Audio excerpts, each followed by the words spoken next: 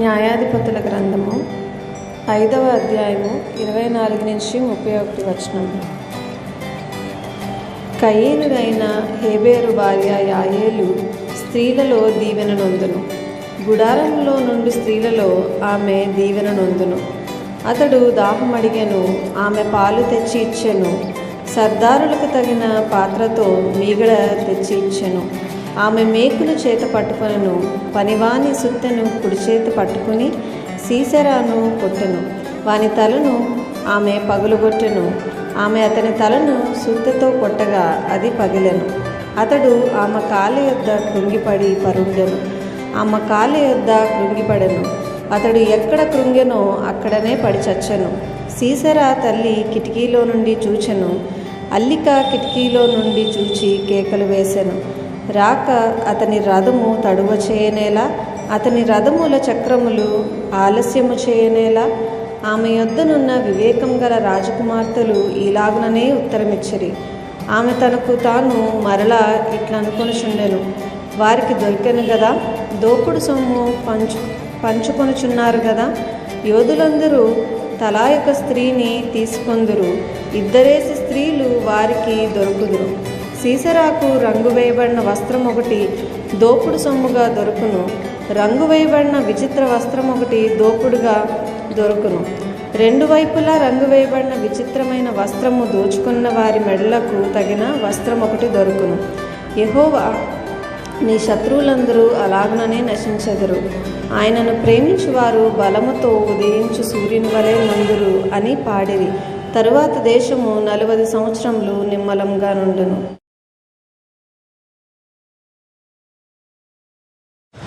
తల వంచి ప్రార్థన చేసుకుందాం. మహాపరిశుద్ధుడ మా ప్రియ పరలోకపు తండ్రి, మీ ఘనమైన శ్రేష్టమైన ఉన్నతమైన నామానికి వందనములు స్తోత్రములు చెల్లిస్తున్నాం.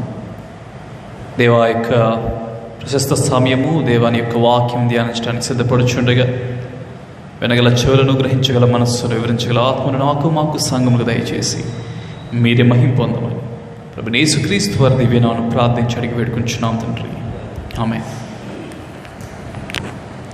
సో అందరికీ మరొకసారి వందనాలు. న్యాయాధిపతుల గ్రంథము నిన్న 4వ అధ్యాయం అయిపోయింది. 5వ అధ్యాయం మనం ధ్యానించడానికి మనం ప్రయత్నం చేయాలి. మనం చూచినట్లుగా ఈ యొక్క 5వ అధ్యాయం ఒక పాట, ఒక కీర్తన, ఇంకా చెప్పాలంటే ఒక విజయ గీతం. అంటే వాళ్ళకు ఏ విధంగా దేవుడు సహాయం చేశాడో, ఇశ్రాయేల్ని ఏ విధంగా సీసెరా నుంచి విడిపించాడో అది తలపోసుకుంటూ దెబోరా మరియు బారాకు కలిసి పాడినటువంటి కీర్తన కింద మనం చూస్తూ ఉంటాం. ఈరోజు ఈ కాలంలో చాలామంది మనం పాడేటువంటి పాటలు చాలామంది భక్తులు వాళ్ళ యొక్క జీవితం నుంచి రాసినటువంటివి కదా, మనం పాడుకుంటున్నాం. అవి ఖచ్చితంగా మన జీవితంలో జరిగిండాల్సినటువంటి అవసరం లేదు, కానీ మనం వాటిని జ్ఞాపకం చేసుకుంటూ పాడేటువంటి పాటలు మనం చాలా చూస్తాం. బైబిల్లో మరీ పాడినటువంటి పాట చూస్తాం. సో ఇది అదేవిధంగా ఇక్కడ మోషే పాడినటువంటి పాటలు కూడా మనం చాలా చూస్తాం. ఇక్కడ దెబోరా అదేవిధంగా బారాకు కలిసి ఒక విజయ గీతాన్ని పాడారు. మనకు తెలుసు ఉన్నటువంటి పరిస్థితులు తెలుసు, దేవుడు ఏ విధంగా విడిపించాడో తెలుసు. అయితే ఇక్కడ 13వ వచనం నుంచి మనం చూసినప్పుడు కొన్ని విషయాలు తను చెప్పడం ప్రయత్నం చేసింది. ఎవరు? దెబోరా చెప్తూ ఏంటి, ప్రజల వీరులలో శేషించిన వారును కూడి వచ్చిరి, శూరులలో యెహోవానకు సహాయముకు వచ్చను అని మొత్తము రాసి 16వ వచనం నుంచి ఒక మాట చెప్తుంది. ఏంటి, మందల ఈలలను వినుటకు నీ దొడ్ల మధ్యను నీవేళ నివసించేదివి, రూబేనీయుల కాలవల యొద్ద జనులకు గొప్ప యోచనలు కలిగెను, గిలాదు యోర్దాను వద్ద నిలిచెను, దానీయులు ఓడల దగ్గర ఏల నిలిచిరి, అషేరీయులు సముద్ర తీరమున తమ అఖాతముల యొద్ద ఏల నిలిచిరి. చాలా ప్రశ్నలు వేసింది. ఇది యాక్చువల్గా ప్రశ్నలు కాదు, ఇది ఒక మెచ్చుకునేటువంటి విధానం అన్నమాట. ఎందుకంటే ఎప్పుడైతే దేవుడు ఇశ్రాయేలుకి అప్పగించడానికి దెబోరాని ఎన్నుకున్నాడు బలపరచడానికి, తను బలపరిచిన తర్వాత అనేక మంది జనాలు ఎటువంటి ఏమంటారు ఫలితం ఆశించకుండా చాలా ముందుకు వచ్చారు. ఎటువంటి వాళ్ళు? ఈ బారాకు లాంటి వాళ్ళు. ఘనత రాదని తెలిసిన ఈ విధంగా బారాకు వచ్చాడో ఈ విధంగా చాలామంది వచ్చారు. అదే మనం చూస్తూ ఉంటే ఏంటి 18వ వచనంలో, జెబూలూనీయులు మరణ భయము లేక ప్రాణము తృణీకరించుకున్న జనం, నఫ్తానేలు భూమి మెట్టల మీద ప్రాణము తృణీకరించరి. రాజులు వచ్చి యుద్ధము చేసిరి. మెగ్గొదో కాలువల యొద్దనున్న తానాకులో కనాను రాజులు యుద్ధము చేసిరి. వెండి లాభం వారు తీసుకునలేదు. జ్ఞాపకం చేసుకోనండి, ఇశ్రాయేలు ఎప్పుడైతే వారికి కష్టాల నుంచి బయటకు దేవుడు తీసుకొస్తాడో అన్నప్పుడు వాళ్ళు యుద్ధము చేసినటువంటి విధానాన్ని మనం చూస్తే వెండి కోసం వాళ్ళు ఆశపడలేదు, ఘనత కోసం వాళ్ళు ఆశపడలేదు. చాలా ముఖ్యమైనటువంటిది. ఈరోజు క్రైస్తవులు పడిపోతున్నటువంటి రెండు విషయాలు, ఒకటి డబ్బు, ఇంకొకటి చైర్, పదవి, లేకపోతే పలుకుబడి, వాట్ ఎవర్ వి కాల్. ఈ రెండు విషయాలకి నేటి క్రైస్తవత్వం లేకపోతే నేటి సమాజం, క్రైస్తవత్వమే కాదు ఏ మనిషి అయినా కూడా పడిపోయేటువంటిది రెండు విషయాలేనండి, అధికారము కోసము, ధనము కోసం. కానీ మనం విడుదల పొందాలంటే ఈ రెండు విషయాలను ఆశించకూడదు. ఈ రెండు దేవుడు ఇచ్చేస్తాడు. ఇవి మనకు వద్దు అని కాదు, కానీ వీటి మీద ఆశ వద్దు. చాలా తేడా ఉంది. ఇవి వద్దనుకోవడానికి వీటి మీద ఆశ లేకపోవడానికి చాలా వ్యత్యాసం ఉంది. ఎప్పుడైతే వీటి మీద ఆశ ఉండదో దేవుడు దాన్ని ఖచ్చితంగా మనకి ఇస్తాడు. అదే కదా, నువ్వు దేని వెనక పరిగెడతావు అది నీ నుంచి పారిపోతూ ఉంటుంది ఖచ్చితంగా. ఏది జీవితంలో సత్యాన్ని నేర్చుకోవాలి. మన యొక్క పనిని నమ్ముకొని ముందుకెళ్తున్నప్పుడు మనకి విజయాలు అనేవి ఉండొస్తాయి. కానీ డబ్బును నమ్ముకొని మనం ఎప్పుడైతే పరిగెడతామో అది ఎప్పటికీ మనకి దొరకదు. సక్సెస్ఫుల్ అయినటువంటి చాలామందిని చూడండి, వారు సక్సెస్ సాధించాలని ప్రయత్నం చేసినప్పుడు అది వచ్చింది. కానీ డబ్బు సంపాదించాలని వాళ్ళకు ఉన్నటువంటి ఆశీర్వాదాన్ని ఉపయోగించుకున్నప్పుడు ప్రతిసారి వాళ్ళు వ్యర్థమైనట్టు మనం చూస్తూ ఉంటాం. ఇక్కడ దెబోరా చాలా స్పష్టంగా చెప్పినటువంటి మాట ఏంటంటే, అందరూ సహాయం చేశారు, అందరూ యుద్ధాల్లోకి వచ్చారు, ప్రాణానికి తెగించి వచ్చారు. రాజులు యుద్ధం చేశారు, వెండి కోసం యుద్ధం చేయలేదు, ఘనత కోసం యుద్ధము చేయలేదు. అందుకే దేవుడు వారిని మాకు అప్పగించారు అని మనం చూస్తూ ఉంటాం. ఇక్కడ ఇంకా మనం చూసినప్పుడు 20వ వచనంలో ఇంకా చాలా స్పష్టమైనటువంటి మాట మనం చూస్తూ ఉంటాం. ఏంటది?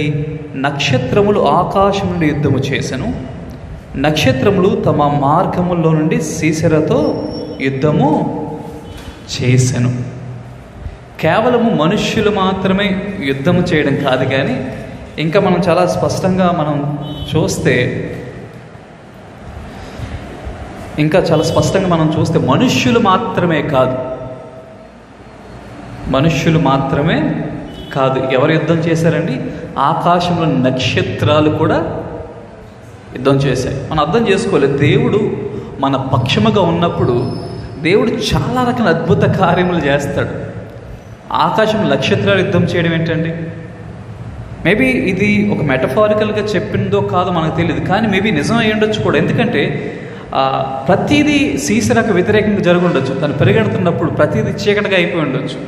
మేబీ తన 900 ఇనుపరథాలు నాశనం అవడానికి ఉల్కలు పడి ఉండొచ్చు, మనకు తెలియదు. ఊరికనే ఎందుకు ఈ మాట రాశారు, ఎన్ని జరిగాయి. కానీ ఒక్క జనాంగం ఉంది, దాని గురించే తను చెప్పింది. ఏంటి? 23వ వచనంలో చెప్పినటువంటిది ఏంటిది? యెహోవా తెట్లను మేరోజును శపించుడి, దాని నివాసుల మీద మహాశాపము నిలుపుడి. యెహోవా సహాయమునకు వారు రాలేదు, బలిష్ఠులతో కూడి యెహోవా సహాయమునకు వారు రాలేదు. అంతమంది సహాయం చేసుకుని వచ్చిన ఒక మేరోజు యొక్క సంతతి ఎవరైతే ఉన్నారో వారు యుద్ధము చేయడానికి రాలేదు. ఇది ఎవరితో కలిసిపోయారండి? వాళ్ళు బలిష్ఠులతో కలిసి యుద్ధము చేయడానికి రాలేదు. మిగతా వాళ్ళు రాజులు యుద్ధం చేస్తూ ఉన్నారు. ఇంకా మనం పైవచనంలో చూస్తే తెల్లగాడిని ఎక్కువటువంటి వారు యుద్ధం చేస్తూ ఉన్నారు, తివాచుల మీద ప్రశాంతంగా కూర్చున్నటువంటి యుద్ధం చేస్తూ ఉన్నారు. అందరూ యుద్ధము చేయడానికి సిద్ధపడుతుంటే ఈ యొక్క మేరోజు సంతతికి చెందినటువంటి వారు ప్రశాంతంగా బలిష్ఠులైనటువంటి వారి చెంత చేరి యుద్ధాన్ని చేయడానికి రావడం లేదు. ఈనాడు మనం సమాజంలో అర్థం చేసుకోవాల్సినటువంటి ప్రాబ్లం కూడా ఇదే. చాలామంది అందరూ యుద్ధం చేయడానికి వస్తున్నప్పటికీ, లేకపోతే సమస్యను పరిష్కరించుకోవడానికి వారు ప్రయత్నం చేస్తున్నప్పటికీ కూడా ఇప్పటికీ మనం ఫేస్ చేసేటువంటిది ఏంటో తెలుసండి? ఐక్యత లేకపోవడం. మన సమస్యలు మనము తీర్చుకోవడానికి చాలామందికి ఐక్యత లేదు. ఇక్కడ మేరోజు లాంటి జనాంగం మనం చాలామందిని చూస్తూ ఉన్నాం. సో వాళ్ళకి ఏం కలుగుతుందని చెప్పాడంటే, వారిని శపింపుడి. యుద్ధము చేయనటువంటి వారికి ఏమొస్తుంది? శాపం అనేటువంటిది వస్తుంది. మన జీవితాల్లో మనం సాతాన్ని ఎదిరించకపోతే మనకు వచ్చేటువంటిది ఏంటి? శాపము. దేవుని బిడ్డగా మనకు తెలిసి ఏది తప్పు ఏది మంచి తెలిసి కూడా పాపానికి వ్యతిరేకంగా మనం వెళ్లకుండా పాపముతో కలిసి మన జీవితాలు కొనసాగిస్తుంటే మనకు వచ్చేటువంటి గొప్ప కీడు ఏంటంటే శాపం. అది మనం చాలా జాగ్రత్తగా అర్థము చేసుకోవాలి. అయితే ఈరోజు మనం ప్రత్యేకంగా ధ్యానించాల్సినటువంటి వ్యక్తులు ఇద్దరు. మనం చదువుకున్నాం కదండి వాక్యం 24 నుంచి 31 వరకు మనం చూసుకున్నాం. ఇద్దరు స్త్రీలను మనం చూస్తాం. ఎవరు? సీసెరా యొక్క తల్లి, ఇంకొకరు యాయేలు. ఇద్దరిని చూస్తాం. ఇద్దరి గురించి మనం ధ్యానించడానికి ప్రయత్నం చేద్దాం. మనం యాయేలు గురించి మాట్లాడుకున్నాం కానీ సీసెరా తల్లి గురించి కొంచెం ఎక్కువగా మాట్లాడుకోవడానికి ప్రయత్నం చేద్దాం. అసలు సీసెరా తల్లి యొక్క మనస్తత్వాన్ని అర్థం చేసుకోవడానికి ప్రయత్నం చేద్దాం. ఇక్కడ మనం 28వ వచనం నుంచి మనం చూస్తే సీసెరా తల్లి యొక్క మనస్తత్వం మనకు అర్థమవుద్ది. సీసెరా తల్లి కిటికీలో నుండి చూచెను, అల్లిక కిటికీలో నుండి చూచి కేకలు వేశాను. రాక అతని రథము తడువు చేయనేలా, అతని రథములు చక్రములు ఆలస్యము చేయనేలా. సీసెరా తల్లి మనం అర్థం చేసుకోవాలి. తను ఏం చేస్తుంది? కిటికీలోంచి చూస్తూ ఉంది. ఇంకా ఉందంటే అల్లిక కిటికీల నుండి చూచి తను ఏమి అరుస్తుంది? ఇంకా ఎందుకు నా కొడుకు రాలేదు? ఇంకా ఎందుకు ఆలస్యం చేస్తూ ఉన్నాడు? ఆ రథాలు ఇంకా ఎందుకు రాలేదు? ఈ మనస్తత్వం మనం అర్థం చేసుకోవాలి.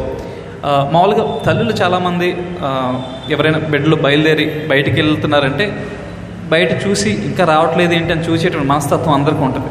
కానీ ఎక్కడికి వచ్చి వస్తాం? నార్మల్గా గుమ్మం దగ్గరికి వచ్చి ఇంకా అబ్బాయి రాలేదా అంటే ఇప్పుడు ఉన్నటువంటి కాలం అంటే ఫోన్లు చేసి అడుగుతాం. కానీ ఫోన్ లేనటువంటి కాలంలో మనం కిటికీలో చూసేటువంటి మనస్తత్వాలు కదా. గుమ్మం దగ్గరికి వచ్చి వచ్చాడా రాలేదు, వచ్చాడా రాలేదు, మా ఆవిడ బండి సౌండ్ వచ్చిందా లేదా, ఎన్ని ఒక తల్లి యొక్క మనస్తత్వం. కానీ ఇక్కడ సీసెరా తల్లి మనస్తత్వం చాలా వ్యత్యాసంగా మనకు కనిపిస్తాం.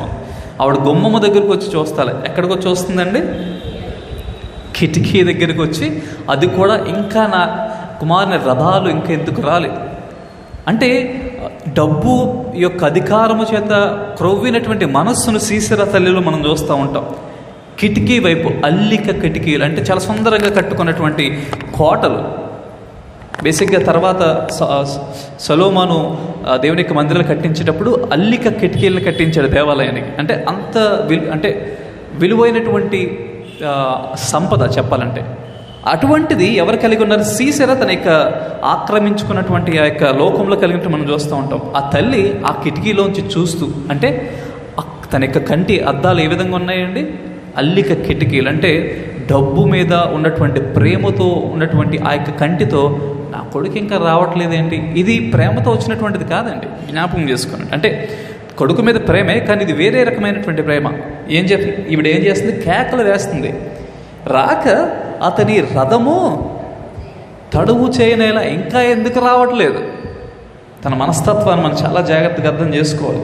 దేవుడు అందుకే ఇటువంటి వారి కోసం చాలా చక్కగా ప్లస్ ఒక ముఖ్యమైన మాట కూడా చెప్పాడు. ఇర్మియా గ్రంథాన్ని మనం చూసినప్పుడు 22వ అధ్యాయంలో,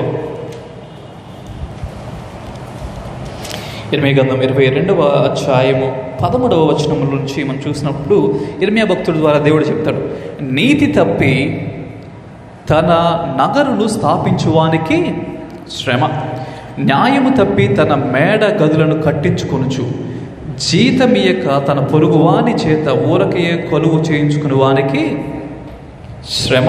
వాడు విశాలమైన మేడ గదులు గల గొప్ప మందిరమును కట్టించుకుందని అనుకుని విస్తారమైన కిటికీలు చేయించుకొని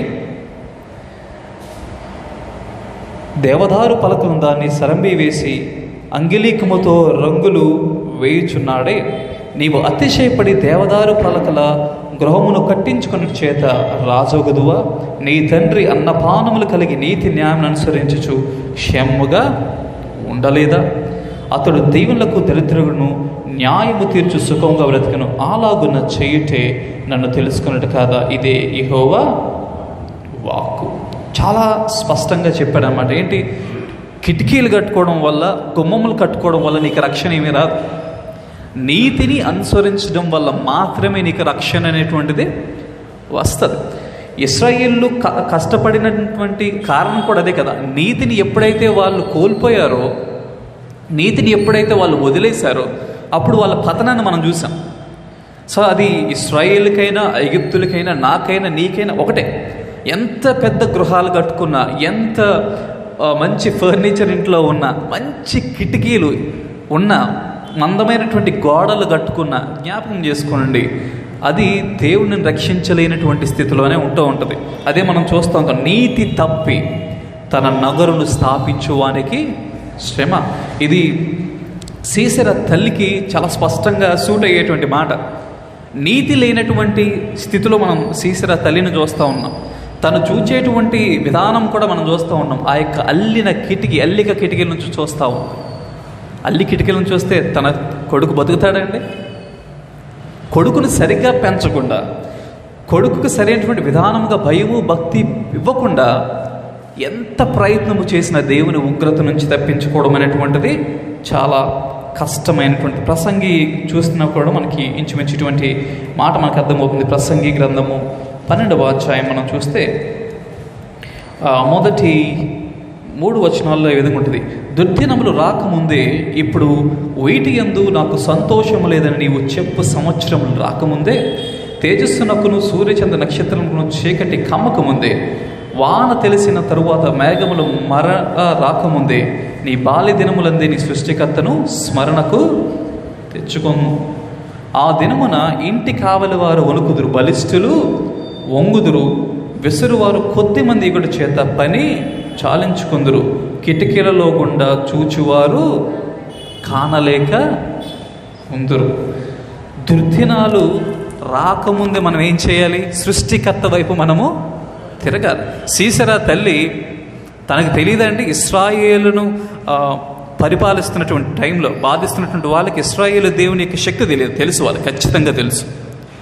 అయినా కూడా సృష్టికర్తను వారు దగ్గరికి వెళ్ళేటువంటి స్థితి లేదు. అదే మనం చూస్తామంటే కిటికీల గుండా చూచువారు కానలేక ఉందురు. కిటికీల్లోంచి మీరు ఎంతైనా వెతకండి, ఆ యొక్క అల్లిన కిటికీల నుంచి మీరు ఎంతైనా వెతకండి, కానీ మీ కుమారులు వెనక్కి వచ్చేటువంటి ప్రసక్తి లేదు. ఎందుకు? దుర్దినాలు ఆల్రెడీ వచ్చేసే నాశనకరమైన స్థితి వచ్చింది. ఇంకా చాలా స్పష్టంగా చెప్పాడు కదేంటి? తేజస్సునకు సూర్యచంద్ర నక్షత్రములు చీకటి కమ్మక ముందే. మనం చూస్తూ ఉంటాం సీసెరా చనిపోవడానికి కారణమైనటువంటి నక్షత్రాలు కూడా సహాయపడినట్టు మనం చూస్తూ ఉంటాం. సో ఈ యొక్క సమయం రాకముందే ఒకవేళ సీసెరా తల్లి తను జాగ్రత్త చేసుకుని ఉంటే పరిస్థితి వేరేలాగా ఉంటాయి. కిటికీలోంచి చూసినప్పుడు తన యొక్క కొడుకు యొక్క దుర్గతి చూచి ఉంటే ముందుగానే, అంటే ఈ స్థితి రాకముందు వేరేలాగా ఉండి ఈనాడు చాలామంది స్త్రీలు వారి యొక్క బిడ్డలను పెంచేటువంటి స్థితిని మర్చిపోతూ ఉన్నారు. మన బిడ్డల నుంచి ఏం ఆశిస్తున్నారండి? చాలామంది మనం చూస్తే పెద్ద పెద్ద ఉద్యోగాలు, తప్పు కాదు, ఆశించడం తప్పు కాదు, కానీ దానితో సృష్టికర్తను మర్చిపోయేటువంటి స్థితికి చేజారిపోకూడదు. అది చాలా ప్రాముఖ్యమైనటువంటిది. అందుకే ఇటువంటి వాళ్ళ కోసమే చాలా ప్రత్యేకంగా మనము చూస్తూ ఉంటాం. దానియేలు ఏం చేశాడండి? దానియేలు మనం చూస్తూ ఉంటాం ఏంటి? తన రాజు తను పూజించమని చెప్పినప్పుడు 30 రోజుల పాటు ఒక ఆజ్ఞ ఇస్తాడు. ఏంటి? మనం దానియేలు గ్రంథం 6వ అధ్యాయం 10వ వచనం చూసినప్పుడు రాజు ఒక ఆజ్ఞ ఇస్తాడు, 30 రోజుల పాటు నన్నే పూజించాలి. ఇశ్రాయేలుకి అది చాలా కష్టమైన విషయం. ఎందుకు? వాళ్ళకున్నటువంటి ఆజ్ఞ, నన్ను తప్ప వేరొక దేనిని, పైన ఆకాశం అందే కానీ కింద భూమి అందునే కానీ దే రూపము నువ్వు పూజించకూడదు. అటువంటి ఆజ్ఞ పొందుకున్నటువంటి దానియేలుకి అది ఎంత కష్టమైన విషయం. అంత కష్టమైన విషయాన్ని తను ఏ విధంగా ఎదిరించాడండి ఆయన? మనం చూస్తే దానియేలు గ్రంథాన్ని మనం చూసినప్పుడు మనకి చాలా స్పష్టంగా ఆ మాట మనం చూస్తాం. దానియేలు 6వ అధ్యాయము 10వ వచనంలో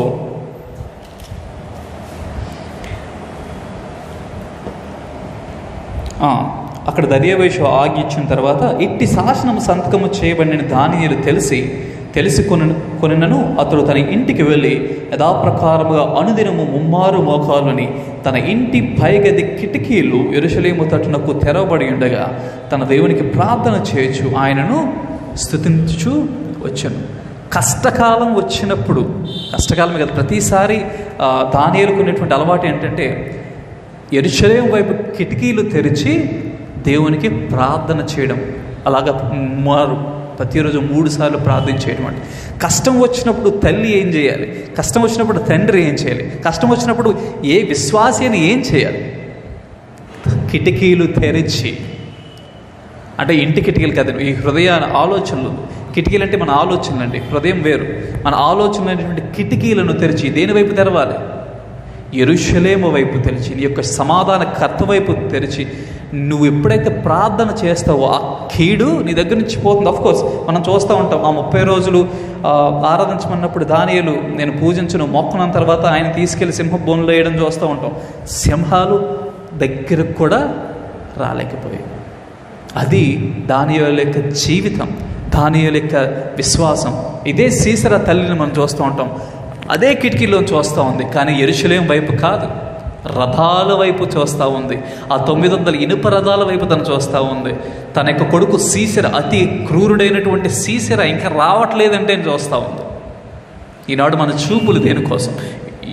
ఈసారి లేకపోతే మనం చేసేటువంటి ప్రార్థనలు దేనివైపు? మనం సీసెరా తల్లిలాగా మనం ప్రవర్తిస్తున్నామా లేదా? ఒకవేళ అదే విధంగా ప్రవర్తిస్తున్నట్లయితే మన కుటుంబము కూడా అదే విధంగా నాశనం అయిపోయేటువంటి అవకాశం చాలా ఎక్కువ. దానియేలు వలె ప్రార్థన చేయడం మనం నేర్చుకోవాలి.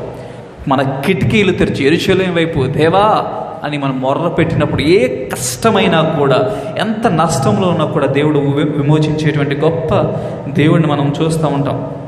అందుకని సామెతల ద్వారా చాలా గొప్ప మాటలు మనం చూస్తూ ఉంటాం. 7వ వచనము మనం చూసినప్పుడు 7వ అధ్యాయము 7వ వచనంలో ఒక మాట ఉంటుంది, 6వ వచనం నుంచి ఉంటుంది. నా ఇంటి కిటికీలో నుండి, నా అల్లిక కిటికీలో నుండి నేను పారచూడగా, జ్ఞానము లేని వారి మధ్యను యవ్వనుల మధ్యను బుద్ధి లేని పడుచువాడకుడు నాకు కనబడెను. సామెతలు 7:7 మనం చూస్తూ ఉంటాం. ఇక్కడ ఏం చెప్పాడు? నా ఇంటి కిటికీలోంచి నేను చూసినప్పుడు, నా అల్లిక కిటికీలోంచి నేను చూసినప్పుడు ఏం కనిపించింది? జ్ఞానము లేనటువంటి వారు. ఇదే అల్లిక కిటికీలోంచి సీసెరా తల్లి కూడా చూచింది, కానీ ఈ విషయాలు కనుగొందా అండి? లేదు. ఎందుకో మనం మొదటి వచనం నుంచి చూస్తే, సామెతలు 7 మొదటి నుంచి చూస్తే, నా కుమారుడా నా మాటలను మనస్సు ఉంచుకొను, నా ఆజ్ఞలను నీ యొద్ద దాచిపెట్టుకును, నా ఆజ్ఞలను నీవు మనస్సున ఉంచుకుని ఎడ్ల నీ కనుపాప వలె నా ఉపదేశము కాపాడిన ఎడ్ల నీవు బ్రతుకదు. నీ వేళ్లకు వాటిని కట్టుకొనుము, నీ హృదయమును పలక మీద వాటిని వ్రాసుకొను. జ్ఞానముతో నీవు నాకు అక్కవనియు, తెలివితో నీవు నాకు చెల్లివనియు చెప్పము. అవి నీవు చార స్త్రీ ఎత్తుకు పోకుండాను, ఎచ్చకములాడు పరస్త్రీకి లోబడకుండా నిన్ను కాపాడును. ఇవి తల్లి తన కుమారునికి చెప్పవలసినటువంటి మాటలు కదండి. ఏం చెప్పాలి? అయ్యా నువ్వు బయటికి వెళ్తున్నావు, చాలా జాగ్రత్తగా ఉండు, నీ కన్నులు కాపాడుకో. అదే చెప్పింది, నా దేవుడిచ్చినటువంటి ఆజ్ఞను చాలా జాగ్రత్తగా కాపాడుకో. ఇంకా ఏం చెప్పాలి? హృదయం అనేటువంటి పలక మీద రాసుకుని జ్ఞానముతో ఏం చెప్పాలి? నీవు నాకు అక్కవనియు, తెలివితో నాకు. సో బయటికి వెళ్ళినప్పుడు బయట కనిపించేటువంటి స్త్రీలను అక్కతో చెల్లితో, దేనితో? నీ జ్ఞానముతో తెలివితో ఎప్పుడైతే ఇతర స్త్రీలను నీవు నా అక్కవనియు నా చెల్లివనియు చెప్పినప్పుడు ఏం జరుగుతుందండి?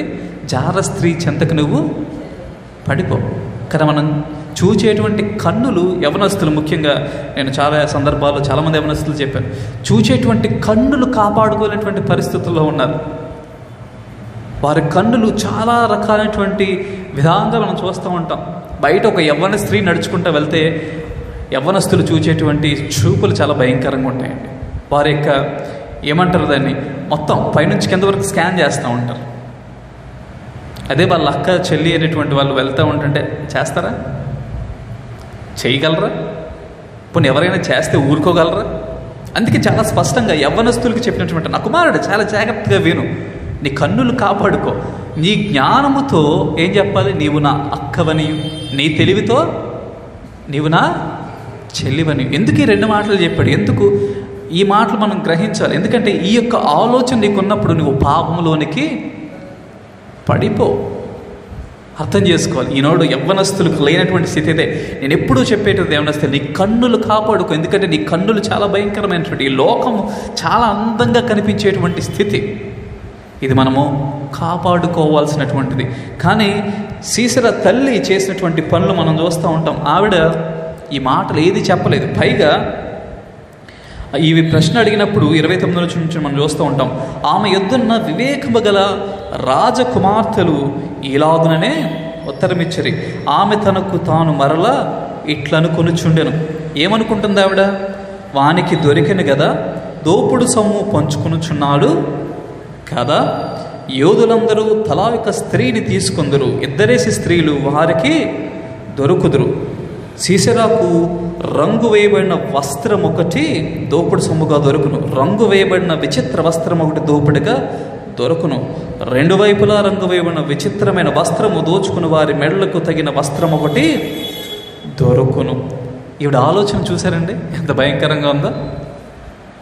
దేనికి వెళ్ళాడు సీసెరా? యుద్ధము చేయడానికి వెళ్ళాడు కదా, కాబట్టి మొత్తం దోచేసుకుని ఉంటాడు.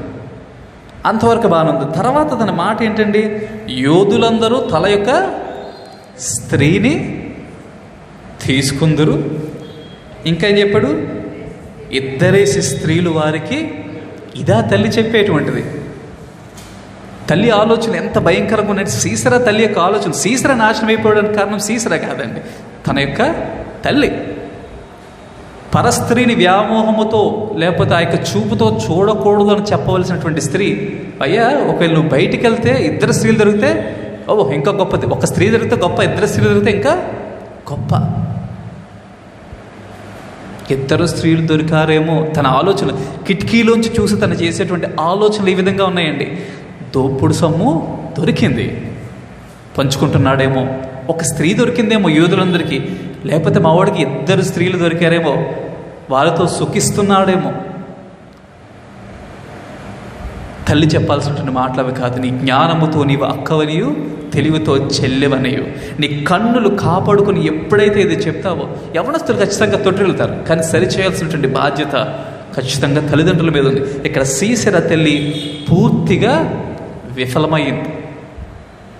ఎంత ఆలోచన అండి. దోపుడు సొమ్ముగా దొరుకును, రంగు వేయబడిన విచిత్ర వస్త్రం ఒకటి దోపుగా దొరికెను. ఇది సీసెరా తల్లి యొక్క ఆలోచన. ఎంత భయంకరమైనటువంటి ఆలోచనలు కలిగినటువంటి స్త్రీని మనం చూస్తూ ఉంటాం. తన కుమారుని కాపాడుకోలేనటువంటి స్త్రీని చూస్తాం. ఇంకా ప్రత్యేకంగా మనం చూస్తే 29 వచనం ఉందండి. ఆమె యొద్దన్న వివేకము గల రాజకుమార్తెలు ఇలాగనే ఉత్తరం. ఎవరు రాజకుమార్తెలు? ఒకసారి సీసెరా యొక్క కుమార్తెలు అయి ఉండొచ్చు, కోడలైనా అయి ఉండొచ్చు, కానీ కుమార్తెలు అయి ఉండొచ్చు. అదే చెప్తున్నా, తన యొద్దన్న వివేకము గల రాజకుమార్తెలు ఇలాగుననే ఉత్తరం ఇచ్చారు. మేబీ కుమార్తెలు లేకపోతే కోడలు ఎవరైనా కావచ్చు. వారు కూడా ఉద్దేశం ఏంటండి? ఈవిడతో కలిసి అదే విధముగా ఉత్తరం ఇచ్చారు. ఏమో అన్నయ్యకి దొరికారేమో అంటే, ఒక కుటుంబము నాశనం అయిపోవడానికి ఎంతకంటే పెద్దగా గొప్పగా మనం ఊహించగలమండి? ఇదే మనం చూస్తూ ఉంటాం. డబ్బు కోసం వ్యసనముతో నిండినటువంటి స్త్రీల సమాజాన్ని మనం ఇక్కడ చూసాం. మనం పాత నిబంధనలో చాలామందిని చూస్తూ ఉంటాం. పోతీఫర్ భార్య యోసేపును చూచి మోహించి నాతో శయనించు అని అడిగినటువంటి పోతీఫర్ భార్యని చూస్తాం. పోతీఫర్ భార్యకి ఏం తక్కువ అండి? డబ్బు లేదా, అధికారం లేదా, అయినప్పటికీ కూడా దేని చేత పట్టబడిపోయింది? పాపము యొక్క కామ వాంఛల చేత పట్టబడినటువంటి పోతీఫర్ భార్య వంటి స్త్రీని కూడా మనం చూస్తూ ఉంటాం లోకంలో. హెరోదియా, యోహాను యొక్క తల అడిగినటువంటి హెరోదియాని చూస్తూ ఉంటాం. ఒక ప్రవక్త యొక్క తల అడిగినటువంటి ఒక దౌర్భాగ్యురాన్ని మనం చూస్తూ ఉంటాం. ఇంకా దెలీలా. ఎంత అంటే చాలామంది భయంకరమైనటువంటి స్త్రీలను మనం చూస్తూ ఉంటాం. ఇంకా చాలామంది ఉన్నారు. మనం లోతు భార్యను కూడా చూస్తూ ఉంటాం కదండి. దేవుడు అంత రక్షించిన తర్వాత కూడా తన యొక్క సంపద మీద, తను ఉండేటువంటి ఇంటి మీద అంటే ఆశ చావక వెనక్కి తిరిగి చూచి ఉప్పు స్తంభం అయిపోయినట్టు లోతు భార్యను కూడా చూస్తూ ఉంటాం. వీళ్ళందరూ ఏ సంతతి అండి? సీసెరా తల్లి యొక్క సంతతి, ఆ ఆలోచన కలిగినటువంటి సంతతి. ఇంకా మనం స్పష్టంగా చూస్తే అతల్యని చూస్తూ ఉంటాం. 2వ రాజుల 2వ గ్రంథము 11వ అధ్యాయంలో మొదటి 3వ వచనం చూస్తాం. అతల్య ఒక స్త్రీగా ఉండి తన కుమారుడు చనిపోయాడు అని విన్న తర్వాత ఏం చేయాలండి? ఎవరైనా ఏం చేస్తారు? కుమారుడు చనిపోయాడని తెలిస్తే ఎవరేం చేస్తారండి? బాధపడతారు. కానీ ఆవిడ ఏం చేసిందో తెలుసా అండి? మనం చూస్తాం ఈ రాజుల 2వ గ్రంథం 11వ అధ్యాయం మొదటి 3 వచనాలు చూసినప్పుడు ఆవిడ మిగతా రాజకుమారులందరినీ నాశనం చేసింది. ఎందుకో తెలుసా అండి? తను పరిపాలన చేయడం కోసం. తను 7 ఏళ్ళు పరిపాలన చేసినట్టు ఉంది కదా. తన పరిపాలన కోసం తన కొడుకు చనిపోయినటువంటి బాధ లేదు, కానీ మిగతా రాజకుమారులు, ఇంకా చెప్పాలంటే తన మనముళ్ళు, వాళ్ళు ఒకవేళ వచ్చి ఏళ్తారని చెప్పి అందరినీ నాశనం చేసిందంటే సంతతి లేకుండా చేసుకున్న అతల్య అంటే గొప్ప స్త్రీ. అతల్య అని చాలామంది పేరు పెట్టుకుంటారు, జ్ఞాపకం చేసుకోండి. అంటే పేరు మంచిదే, పేరు మీనింగ్ చాలా మంచిదే, కానీ బుద్ధి, అధికారం, స్త్రీకి అధికారం కోసం పాటుపడుతున్నటువంటి స్త్రీని అతల్యలో చూస్తూ ఉంటాం. జెజబేలు మనందరికీ తెలుసు కదండి. ఎజబేలు మనం చూస్తూ ఉంటాం. ఎక్కడ చూస్తూ ఉంటాం మనం? ఎజబేలు పరిస్థితి ఏంటో కూడా మనం చూస్తే ఆహాబు భార్య కదా. ఆహాబు భార్య ఏం చేసింది? తను ఆల్రెడీ విగ్రహారాధన మునిగిపోయింది. ఈ యొక్క బయలుదేవతను ఆరాధించేటువంటి దాంట్లో ఒక మంచి ఉన్నతమైన స్థితికి వెళ్ళిపోయింది, మంచి పూజారిలాగా అయిపోయింది. అటువంటిది ఒక్కసారిగా నాబోతు పొలాన్ని చూసింది. నాబోతు పొలం చాలా చక్కగా అనిపించింది. నాబోతు పొలాన్ని చూసి నాకు అది కావాలని చెప్పి తన భర్తని ఆహాబుని అడిగింది. తర్వాత ఏం జరిగిందో మనకు తెలుసు. కేవలం తినవల్ల తన భర్త ఆహాబు చంపబడ్డాడు. దేవునికి వ్యతిరేకమైన పని చేశాడు. చాలామంది స్త్రీలు మన ఈ యొక్క బైబిల్ గ్రంథంలో చాలామందిని చూస్తూ ఉంటాం. కొత్త నిబంధనలో మనకు తెలిసినటువంటి వాళ్ళే. ఎవరు? అన్నయ్య సప్యరా తన భర్తను ప్రేరేపించింది. అంటే స్త్రీలను చెడ్డగా చూడడం కాదు, గొప్ప స్త్రీలు చాలామంది ఉన్నారు. దేవుడు వచ్చిందే స్త్రీ గర్భం నుంచి. కానీ చూసుకోండి ఎంతమంది భయంకరమైనటువంటి శశీరా తల్లి వంటి మనస్తత్వాలకినటువంటి వాళ్ళు, ఎంతమంది జెజబేలు తన భర్తని ప్రేరేపించింది. నాకు ఆ స్థలం కావాలి, నాకు ఆ పొలం కావాలి, నాకు అది కావాలంటే భర్త చెప్పాడు, అయ్యా మంది కాదు, అది అతని కష్టార్జితం అయినా కూడా నాకు కావాలని చెప్పింది. తన భర్తకు కీడు తీసుకొచ్చింది. ఈ యొక్క సీసెరా తల్లి తన కుమారుడికి ఎటువంటి గద్దింపు లేకుండా పెంచింది. ఆఖరికి నాశనాన్ని తీసుకొచ్చింది. మరణించినటువంటి స్థితిని మనం చూస్తూ ఉంటాం. ఇంకా ఆదికాండంలోనే జరిగింది కదండి. అవ్వ తన యొక్క కంటిని కాపాడుకోలేకపోయింది, తన నోటిని కాపాడుకోలేకపోయింది. ఎంతవరకు తీసుకొచ్చిందండి? మొత్తం మనుష్య జాతిని కిందకు పడేసినటువంటి స్థితికి చూస్తాం. కాబట్టి ప్రతి కుటుంబంలోనూ ప్రతి సమాజంలోనూ ముఖ్యమైనటువంటి పాత్ర పోషించేటువంటి తల్లులే.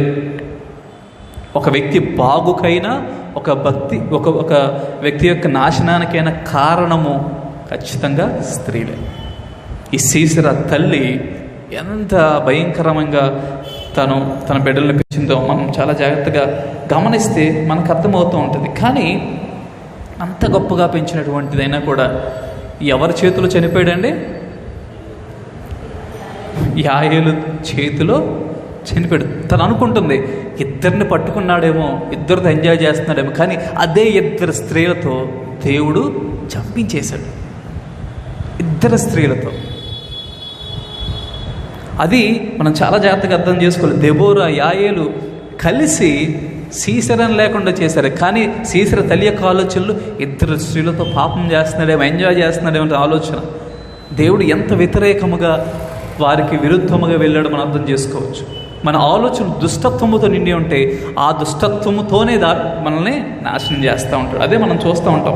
ఇక్కడ ఏ విధంగా మనము ఆ యొక్క యాయేలు చంపిందో కూడా మనం చూస్తూ ఉంటాం కదండి. 24వ వచనం నుంచి మనం చూస్తూ ఉంటాం. కయీనీయుడైన హేబెరు భార్య యాయేలు స్త్రీలలో దీవెన నొందును, గుడారంలో నుండి స్త్రీలలో ఆమె దీవెన నొందును.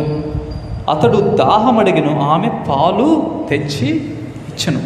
చాలా అంటే యాయేలు చంపినటువంటి విధానాన్ని చాలా జాగ్రత్తగా గమనించాలి. ఏం చేసింది? గుడారాలు నివసిస్తుంది. నేను మాట్లాడుకున్నాను ఆల్రెడీ. పరిశుద్ధమైనటువంటి స్థలంలో గుడారం నివసిస్తుంది. అందరు స్త్రీలు కాదు. ఆవిడ తన భర్తతో చాలా జాగ్రత్తగా ఉండి ఆ పరిశుద్ధ స్థలం నివసించడానికి దాన్ని ఇష్టపడింది. సో ఆ టైంలో సీసెరా వచ్చాడు పారిపోతూ. ఎందుకంటే వెనకాల తరుముతున్నారు. ఎవరు? బారాకు తరుముతూ ఉన్నాడు. వచ్చిన తర్వాత అతడు ఏమడిగాడు? నీళ్ళు అడిగాడు. ఈమెమిచ్చింది? సీసెరా తల్లి పాలిచ్చి పెంచింది కదండి. ఈవిడ పాలిచ్చి చంపేసింది. ఎంత చిత్రమైనటువంటి జీవితం సీసెరా. 20 సంవత్సరాల పాటు ఇశ్రాయేల్ని అణిచినటువంటి సీసెరా ఒక స్త్రీ పాల బుడ్డిలోంచి పాలిచ్చి చంపేసింది సులువుగా. మనం చూస్తూ ఉంటాం. ఆమె పాలు తెచ్చి ఇచ్చాను, సర్దారులకు తగిన పాత్రతో మీగడ తెచ్చి ఇచ్చాను. ఆమె మేకును చేత పట్టుకొని పనివాని సుత్తిని కుడి చేత పట్టుకొని సీసరాను కొట్టాను. బైబిల్లో, ఇంగ్లీష్ బైబిల్లో ఇక్కడ కొన్ని పదాలు యూజ్ చేసింది. Struck, crushed, shattered and pierced. ఆవిడ 4 రకాలుగా చంపిందంట. ఏంటి? మొత్తింది, ఫస్ట్ కొట్టింది, స్ట్రక్డ్, తర్వాత ఏం చేసింది? క్రష్డ్, తన యొక్క తలని చెత కొట్టింది. తర్వాత ఏం చేసింది? షాటర్డ్, మొక్కలుగా చేసింది. తర్వాత పియర్స్డ్ అని ఉంటుంది, ఏంటంటే గుచ్చేసింది. ఇక్కడ అదే మనం ఇంకా తెలుగులో ఇక్కడ ఏముందంటే సుత్తిని పట్టుకొని చేత పట్టుకొని సీసరను కొట్టెను, వాని తలను ఆమె పగలగొట్టాను. ఆమె అతని తలను సుత్తితో కొట్టెను, అది పగిలేను. అతడు ఆమె కాళ్ళ వద్ద కృంగిపడి పరుండెను. ఆమె కాళ్ళ యొద్ద కృంగిపడెను, అతడు అక్కడ కృంగెను, అక్కడనే చచ్చిపడాడు. ఒక స్త్రీ యాయేలు, దేవుడు తనని ఎంత గొప్పగా ఉపయోగించుకున్నాడంటే అతి భయంకరమైనటువంటి సీసెర, ఒక స్త్రీ ఇచ్చినటువంటి పాల డబ్బాకి నాశనం. ఒకవేళ ఆ యొక్క పాల డబ్బా ఇస్తున్నప్పుడు సీసెర తనలో ఏం చూశాడో మనకు అర్థం తెలియదు. ఎందుకంటే తన దృష్టి ఎలాంటిదండి? ఖచ్చితంగా చెత్త. ఒక స్త్రీని చూస్తే మోహించేటువంటి స్థితి అన్నట్టు మనకు చాలా స్పష్టంగా అర్థమవుతాం. ఎప్పుడైతే యాయేలు చూచుంటాడో పాలు ఇస్తుంటుంటే, ఓకే ఇవి నాకు పడిపోయింది అనుకుని ఉంటాడేమో. ఆవిడ అలాగే పిలిచింది కదా, అయ్యా ఏలిన వడరా, గుడారం రుకరా అని చెప్పింది. కానీ జ్ఞాపకం చేసుకొని, నువ్వు చెడుతో చూసేటువంటి స్త్రీ ఒకవేళ నీకు మరణశిక్ష కావచ్చు. నువ్వు ఈ యొక్క కన్నులు ఎవరినైతే స్త్రీని చెడ్డగా చూస్తున్నావో, తల్లిగా నిన్ను భావించి పాలిచ్చినటువంటి స్త్రీ, మేబీ అక్కడ ఏం జరిగిందో మనకు తెలియదు, మధ్యలో ఏం జరిగిందో మనకు తెలియదు. ఒకవేళ తన బలవంతం చేయడానికి చూశాడేమో, మనకు తెలియదు అక్కడ ఏం జరిగిందో. కానీ మనం ఊహించుకున్నట్లయితే యాయేలుని ఏ విధంగా చూచి ఉంటాడు, తను ఎంత కోపం వచ్చి ఉంటుంది. తన సహాయం చేయడానికి పిలిచింది కదండి, సహాయం చేయడానికి పిలిచింది, పాలు ఇచ్చింది. కానీ తన చూపులో ఆ యొక్క దుష్టత్వం కనబడింది అనుకుంటా. ఎందుకంటే తను ఎప్పుడు ప్రీ ప్లాన్డ్ కాదు. తను చంపాలని అనుకుందండి, తనకేమైనా విరోధం ఉందా? లేదు. ఎందుకంటే ఎప్పటి నుంచో విడిపోయి వచ్చి ఆ యొక్క స్థలంలో టెంట్ వేసుకుని బ్రతుకుతున్నటువంటి ప్రశాంతమైనటువంటి జీవితాలు ఈ యాయేలు, ఈ యొక్క హెబెరు ఇద్దరు ప్రశాంతంగా బతుకుతున్నారు. కానీ వారికి జీవితంలోకి పరిగెట్టుకుంటూ వచ్చినటువంటి సీసెరాని చూచారు. అతని కన్నుల్లో దుష్టత్వం కనబడింది. మనం అనుకోవచ్చు. ఏం చేసిందండి? సుత్తి పట్టుకొని ఏం చేసింది? తన యొక్క తల మీద కొట్టింది. ఈనాడు స్త్రీలు నేర్చుకోవాల్సింది, మన జీవితాల్లో వచ్చేటువంటి ప్రతి విధమైనటువంటి కష్టాన్ని నువ్వు సీసరా తెలియలాగా పోషించకూడదు, అంతము చేయాలి. నీకు వచ్చేటువంటి ప్రతి విధమైనటువంటి యొక్క కష్టాలను, లేకపోతే సాధన శక్తులను ఏం చేయాలి? తల మీద కొట్టాలి. దేవుడు అదేగా చెప్పాడు. ఏంటి? ఆదికాండంలో, నీకును సాతానికి విరోధం, నీ సంతానానికి సంతానానికి సర్ప సంతానానికి విరోధం, అది నీ మడి మీద కాటేస్తుంది, నువ్వు దాని తల మీద కొడతావు. ఆ మాట అదొక ఆజ్ఞ, ఇంకా చెప్పాలంటే అదొక గొప్ప భరోసా. అది నీ మడి మీద కాటేయక ముందే ఏం చేయాలి? దాన్ని తల మీద కొట్టాలి. సాతాను లేకపోతే పాపము నిన్ను స్వాధీనపరచుకోకముందే, ఇంకొకరి మీద దాడి చేయకముందే నీవు తల మీద కొట్టి ఆ సాతాన్ని నాశనము చేయాలి. కానీ విచిత్రమైనటువంటి విషయం ఏంటంటే మనము ఆ విధంగా చేయడం లేదు. యేసుక్రీస్తు వారు చెప్పడానికి వస్తే ఆయన తల మీద కొట్టారు కదండి, మొహాల మీద గుద్ది ఎవరిని కొట్టాలి, ఎవరిని కొడతా ఉన్నాం. ఆయన మన కోసం నలుగగట్టబడ్డాడు, ఆయన మన కోసం బాధింపబడ్డాడు కదండి. దేవుడు మనల్ని నీ పాపముతో పోరాడు అంటే అక్కడ మనం చూస్తాం, ఆయనే పాపముగా మారినట్టు మనం చూస్తూ ఉంటాం. ఆయన దెబ్బలు తిన్నాడు, ఆయన నలుగొట్టబడినటువంటి స్థితిని మనం చూస్తూ ఉంటాం. ఈరోజు ఇక్కడ యాయేలు తన బలమును ఉపయోగించింది, తన ఆలోచన ఉపయోగించింది. ఎందుకంటే షాటర్డ్ అండ్ పియర్స్డ్. మనం ఎవరిని పియర్స్ చేస్తున్నామండి? యేసుక్రీస్తు యొక్క ఆయన యొక్క కాళ్ళల్లో, చేతుల్లో మేకులు కొడుతున్నాం. ఎవరిని కొట్టమన్నారు? కానీ ఇక్కడ చాలా ఉదాహరణ చూస్తే ఆయన పాపములాగా మారాడు. లోకంలో నీ కోసమైన పాపంలాగా మారాడు. మొత్తం నీవు పడాల్సిన ప్రతి దెబ్బను, ప్రతి ఆ యొక్క పోటును ఆయన భరించాడు. గ్రహించుకోండి, ప్రతి స్త్రీ అర్థం చేసుకోవాల్సింది. అది చూచిన తర్వాత నువ్వు యాయేలులాగా మారాలి ఖచ్చితంగా. ఎందుకంటే దేవుడు చాలా బలాన్ని ఇచ్చాడు. నీ యొక్క కక్ష సాతాను మీద మాత్రమే ఉండాలి. చాలా జాగ్రత్తగా అర్థం చేసుకోవాలి. దేవుడు మన కోసం అంత కష్టపడి రక్తము కారిస్తే ఆయన విడుదల పొందించిన తర్వాత కూడా ఇంకా ఆయన సిలువ వేయడానికి మనం ప్రయత్నం చేస్తున్నామేమో. ఇది దేవుడు ఖచ్చితంగా మెచ్చుకునేటువంటి విషయం కాదు. మనం చూస్తూ ఉన్నాం ఇక్కడ యాయేలు తన జీవితాన్ని ఎంత చక్కగా కాపాడుకుందండి. తన ఇశ్రాయేలు స్త్రీ కాదు కదండి, కానీ తన జీవితాన్ని ఎంత చక్కగా కాపాడుకుంది. అవసరం వచ్చినప్పుడు ప్రతి స్త్రీ సుత్తి పట్టుకొని, మేకు పట్టుకొని దుష్టుడిని చంపేటువంటి స్థితిలో ఉండాలి. అది ఆ ధైర్యాన్ని ప్రతి స్త్రీ కలిగి ఉండాలి. అంతే తప్ప సీసెరా తల్లిలాగా మన బిడ్డలను మీరు పెంచకూడదు. ఇది మనం చాలా స్పష్టంగా అర్థము చేసుకోవాల్సినటువంటిది. ఇంకా మనం ఏం చూస్తామండి, చివరి వచనంలో యెహోవా నీ శత్రువులందరూ అలాగనే నశించెదరు, ఆయనను ప్రేమించువారు బలముతో ఉదయించు సూర్యుని వలె ఉందురు అని పాడేది. తరువాత దేశము 40 సంవత్సరం నిమ్మలముగా ఉండదు. దెబోరా పాడినటువంటి పాట. అయ్యా, నువ్వు ఏ విధంగా అయితే సంహరించావు ప్రతి ఒక్కరు అదే విధంగా నాశనం అయిపోతారు. ఎందుకంటే నీ బలం అంత గొప్పది, ఎవరినైనా ఉపయోగించుకుంటావు. ఇంతవరకు మనం చూసినటువంటి ప్రతిదీ చాలా చిత్రంగా ఉంటుంది కదండి. ఆయనేమో ఈ మునుకోలు కొర్రతో చంపేశాడు. ఎవరు? షమ్గర్ కదా. షమ్గర్ మునుకోలకలతో చంపడం చూస్తూ ఉంటాం. యెహూదేమో ఒక జానుడు లేకపోతే మూరెడు కత్తి పట్టుకొని పొట్లు పొడి చంపినట్టు మనం చూస్తూ ఉంటాం. ఇక్కడ ఇంకా విచిత్రంగా ఒక సుత్తితో తన యొక్క సమస్యను పరిష్కరించినట్టు మనం చూస్తూ ఉంటాం. ఇంకా చాలా ఉంటాయి. ఇంకా మనం ముందుకెళ్ళి కొద్ది చాలా విచిత్రముగా ప్రత్యేకముగా దేవుడు వినియోగించుకున్నట్టు న్యాయాధిపతులను వాళ్ళకి సహకరించినటువంటి మనం చూస్తూ ఉంటాం. కానీ ఈరోజు మనం అర్థం చేసుకోవాల్సినటువంటి విషయం మాత్రం ఇదే. నువ్వు సీసెరా తల్లిలాగా ఉంటావా, లేకపోతే యాయేలులాగా ఉంటావా? అనేక మందిని నాశనం చేసినటువంటి సీసెరా, అనేక స్త్రీలను చేర్చినటువంటి సీసెరా, అనేక స్త్రీలను విక్టిమ్స్గా చేసినటువంటి సీసెరా ఒక స్త్రీకి విక్టిమ్ అయిపోయాడు. అంతే కదండి. దేవుడు ఎంత గొప్పవాడు. ఒక స్త్రీ చేతిలో ఒక స్త్రీ నాశనం చేసింది అతని జీవితాన్ని. ఇంకొక స్త్రీ ఆ నాశనం అయిపోయిన జీవితాన్ని అంతం చేసేసింది. మన కిటికీల్లోంచి ఏం చూస్తున్నాం అది చాలా ప్రాముఖ్యమైనటువంటి. మళ్ళీ మనం చదువుకోవాలి. ఇంటికి వెళ్ళిన తర్వాత గమనించి చదవడానికి ప్రయత్నం చేయండి. ఎంతమంది తల్లులు నిజముగా కిటికీలను యెరూషలేము వైపు తెరుస్తూ ఉన్నారు.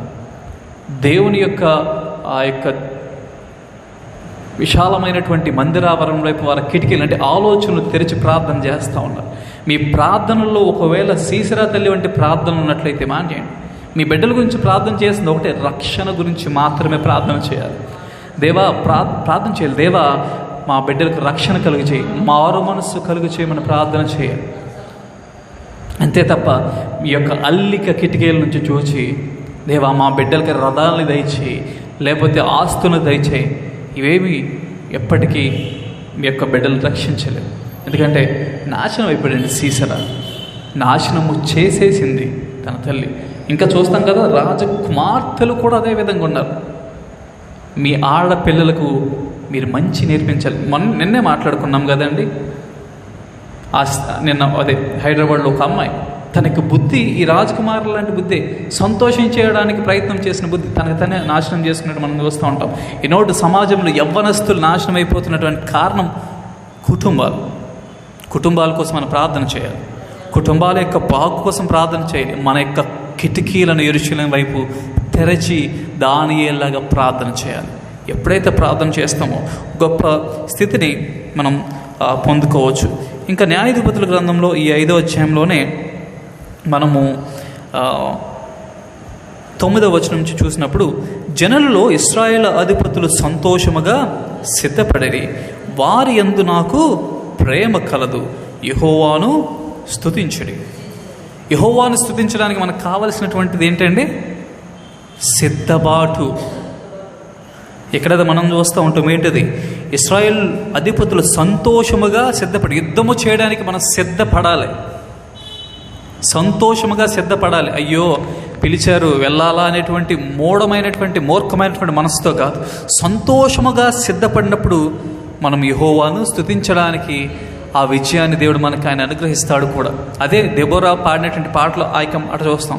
సిద్ధపడింది ఎవరు? యాయేలు సిద్ధపడింది. కానీ ఆ సిద్ధపాటు ఆ క్షణం వచ్చినటువంటి సిద్ధపాటు కదండి. ముందు నుంచి తను యుద్ధంలో పాల్గొనలేదు. జ్ఞాపకం చేసుకోండి, ఈ సీసెరాని తరమడం మొత్తంలో యాయేలు ఎక్కడా లేదు. తనకు తెలీదు ఈ సీసెరా ఎందుకు పారిపోయి వస్తున్నాడో తెలీదు. కానీ తన బుద్ధిని చూసి కోపంతో తను చంపడానికి సిద్ధపడింది. ఆ సిద్ధపాటును మనం చాలా జాగ్రత్తగా చూస్తాం. ఆ సిద్ధపాటు ఏ విధంగా ఉందండి? తను రాగానే ముందు ఆహ్వానించింది, రండి నా గుడారంలోకి రండి అని చెప్పింది. తర్వాత పాలు ఇచ్చింది, చంపేసింది. మన సిద్ధపాటు చాలా ప్రాముఖ్యమైనటువంటిది. దేవుణ్ణి స్తుతించాలి అంటే చాలామంది సంఘాలకి వచ్చేటువంటిది సిద్ధపడకుండా వచ్చేస్తూ ఉంటారు కదా. ప్రతి సంఘాల్లో మనం చాలా చూస్తాం. అందరూ లేదండి, చాలా ఎక్కువ మంది సిద్ధపాటు లేకుండానే వస్తారు. ఎందుకంటే ఆదివారం అనేటువంటి స్థితితోనే మనం చాలామందిని చూస్తూ ఉంటాం. సిద్ధపాటు లేనిది దేవుడిని స్తుతించలేవు. పాటలు పాడినంత మాత్రం అది దేవుడిని స్తుతించినట్టు కాదు. నీ సిద్ధపాటు మనస్సు లేకపోవడం వల్ల. నీ సిద్ధపాటు లేకపోతే దేవుడు నీ యొక్క స్తుతిని అంగీకరించడు. కయ్యను సిద్ధపడకుండా వచ్చి దేవుడికి అర్పణ అర్పిస్తే పోవని తోసివేసినటువంటి దేవుడు, ఒకవేళ మనం సిద్ధపడకుండా దేవుని దగ్గరికి వచ్చి నీ అర్పణని ప్రార్థనలు అర్పిస్తున్నట్లయితే ఖచ్చితంగా దేవుడు మన యొక్క అర్పణలు ప్రార్థనలు అంగీకరించిన విషయాన్ని మనం చాలా జాగ్రత్తగా గమనించాలి. కాబట్టి ఈరోజు మనం అర్థం చేసుకోవాల్సినటువంటి కొన్ని విషయాలు: 1, సిద్ధపాటు కావాలి. 2, యుద్ధానికి మనం సిద్ధపరచుకోవాలి. యుద్ధానికి వెళ్ళకపోతే ఏమవుతుందో కూడా మనం చూసాం కదా. ఏంటి? మే రోజులాగా శపించబడతాం. అండ్ అతి ప్రాముఖ్యంగా సీసెరా తల్లిని జ్ఞాపకం చేసుకోవాలి, యాయేల్ని జ్ఞాపకం చేసుకోవాలి. ఎటువంటి తల్లిగా, ఎటువంటి స్త్రీగా మనం ఉంటున్నాం, ఎటువంటి భార్యలుగా మనం ఉంటున్నాం, అది మగవాళ్ళకు కూడా వర్తిస్తుంది. సీసెరా తల్లిని ప్రస్తావించండి. సీసెరా తండ్రి ఏం చేస్తున్నాడు? ముందు చచ్చిపోయాము ఒకవేళ. అంటే ఎంత భయంకరమైన స్థితి. కాబట్టి కుటుంబాలు సీసెరా కుటుంబంలాగా ఉండకూడదు.